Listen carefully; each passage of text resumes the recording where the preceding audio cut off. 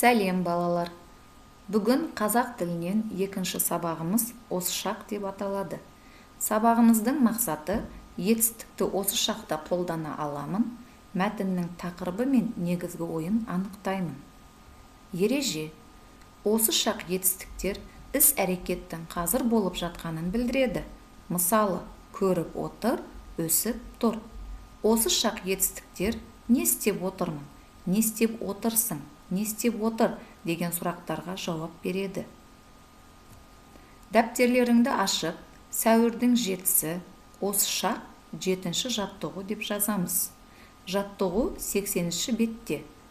Жаттығуда керемет өлең берілген. Бұл өлеңді алдымен мәнерлеп оқимыз. Өлеңдегі негізгі ойды анықтаймыз. Өлеңге ат қойып, дәптерге көркемдеп жазамыз. Жазып болғаннан кейін етістіктерді тауып, қай шақта тұрғанын төбесіне жазып қоямыз.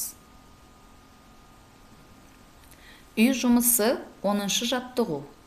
10-шы жаттығу 81-ші бетте. Жаттығуда жұмбақ берілген.